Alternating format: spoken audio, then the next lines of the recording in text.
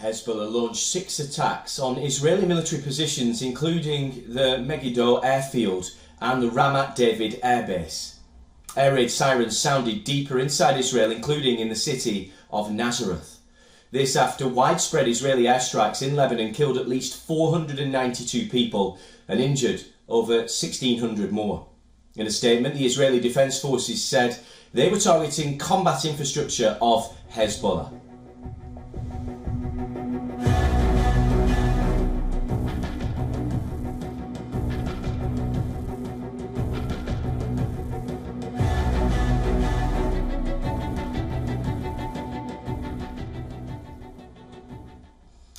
IDF spokesperson Daniel Hagari claimed the Iran-backed group was hiding weapons in civilians' houses.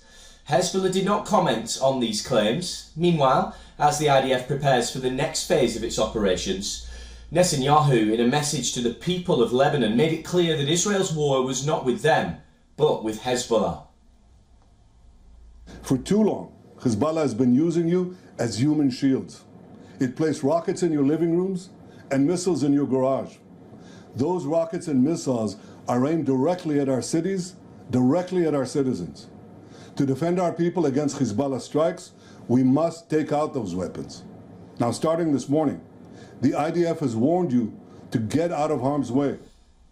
There's panic in West Asia. Egypt, Jordan and the UAE have cancelled several flights to Beirut. Turkey has warned that tension along Israel's northern border threatened to push the region into a fully fledged war and urged the international community to intervene. The United Nations has expressed grave concern for the safety of civilians in Lebanon. Both Lebanon and Israel have been contacted as the UN Secretary-General Antonio Guterres called for a de-escalation. The message to the parties that are firing at each other across the blue line, to all the parties involved in this conflict, is step back from the brink. Stop the escalation. France has requested an emergency UN Security Council meeting to discuss the tensions along the Israel-Lebanon border.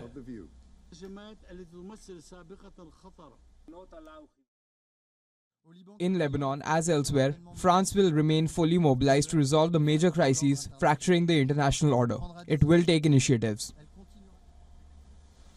Meanwhile, according to reports, the United States is mulling concrete ideas to ease the tension. The US will be discussing the ideas with allies and partners this week to try to figure out a way forward on this.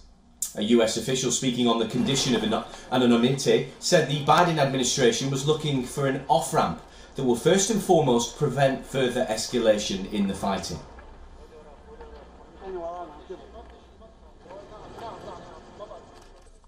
Well, our correspondent Jodie Cohen is bringing us the latest on the tensions on Israel's northern border.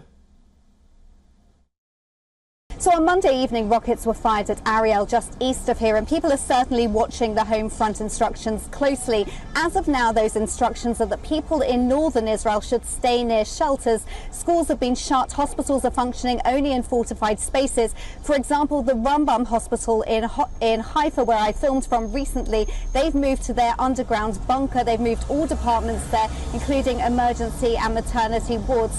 Now in Lebanon, the IDF gave advance warning in Arabic and through text messages to civilians in the Bekaa Valley to get away from homes being used by Hezbollah to store weapons and rockets. An IDF spokesperson, Daniel Hagari, said that secondary explosions that you can see on TV and social media are Hezbollah missiles exploding within those homes, and that every home that the IDF struck contained weapons, rockets or missiles which were intended to kill Israeli civilians. Jodie elaborates on the chances of de-escalation as the US and its allies frame a concrete plan to stop the fight.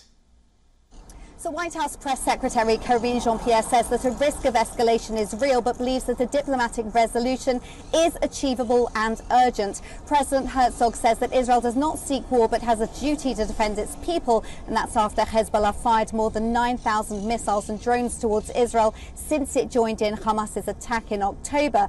Now, US envoy Amos Hochstein has made attempts to mediate over the past 11 months, calling on Hezbollah to stop firing rockets and move back to the UN recognised boundary between Lebanon and Israel. So far that hasn't happened. Hezbollah Deputy Head Naim Qassem said that Hezbollah has entered a new phase in its battle against Israel. Prime Minister Netanyahu says that whoever tries to hurt Israel, Israel will hurt more. And at the same time, according to sources, Israel's security cabinet, including Netanyahu, remain open to de-escalation with Hezbollah if Hezbollah is willing to reach an agreement.